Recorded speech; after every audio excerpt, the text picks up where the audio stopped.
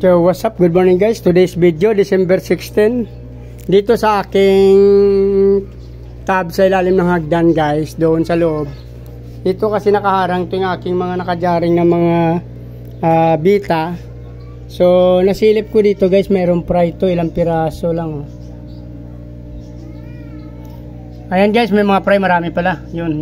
Hindi ko lang alam guys kung maninag nyo, pero meron sa ilalim guys oh. Yan. Yung ating black Moscow yan guys. So kukunin ko na lang yung breeder na to guys, since sobrang dumi na rin. Kukunin natin yung breeder, tapos palitan na rin ng tubig pagkatapos nito. Kukunin muna natin yung breeder guys.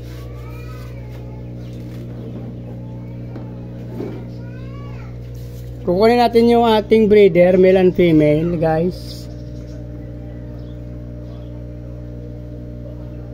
Ayaw sumama.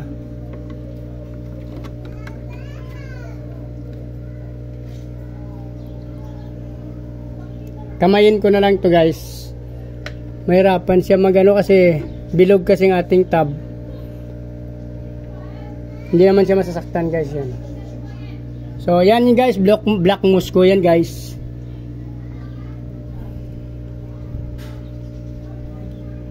Kunin natin yung ating fry guys. Ilagay muna natin ito sa safe na lugar. Dito. Diyan.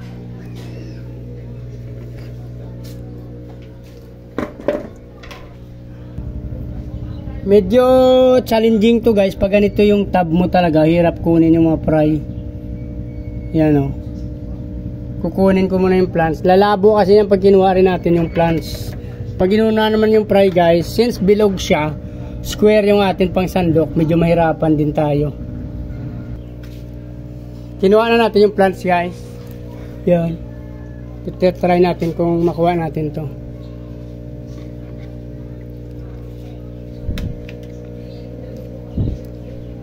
Prefer ko siguro guys yung atong stainless na panandok na lang.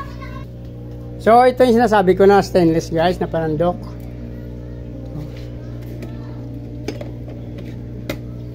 Ito guys ang gamitin natin. Ang dami pala guys. Kala ko kaunti lang. Wow, black Moscow. Thank you very much, mommy, daddy. Ay yung mami daddy natin guys oh. Malaki din kasi yung ating breeder na to guys, ang ating male. Tsaka yung female mukhang first time niya palang magbuga guys. Ang dami na oh. Lalaki pa siguro yung female na guys after pag natagalan.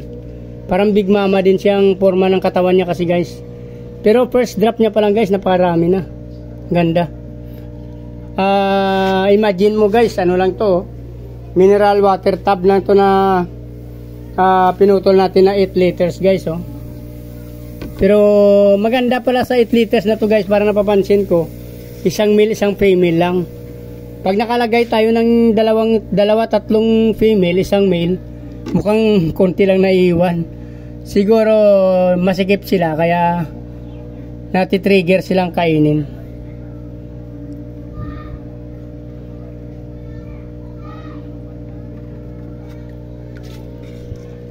Okay na rin to guys oh. 2, 4, 6, 8, 10, 12, 14. Nasa 15 piraso.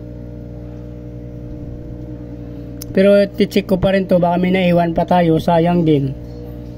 Sasalain ko pa rin to guys. Marami kasing yung ginawa natin kasi na kaya nagkaganitong tubig guys. Hindi naman siya talagang maruming-marumi, na ano lang, na durog lang yung ating nilagay na talisay leaves. So sa katagalan ganyan nangyayari. Pero actually maganda yung talisay leaves na yan kasi for conditioning yan. Since na kunin na rin natin, nakuha na rin natin ang fry, papalitan na rin natin ng tubig to.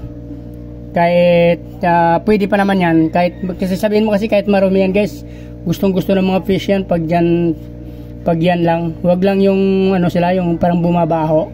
Ito kasi kahit madumi na siya guys, at kahit marami ng nakalagay, pag hindi mo lang ginalaw, malinaw pa rin siya sa ibabaw.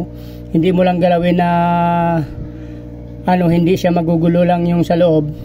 Malinaw pa rin ng labas niya guys. Since talisay leaves ang nakalagay dyan, maganda pa rin yan sa kanila. Pero since may kinuha na natin yung ating fry at nanganak na rin. So para matuwa naman sila, papalitan natin to. So dito na lang muna guys, para hindi na umabang video natin. Yung nakuha natin fry, 15 piraso guys.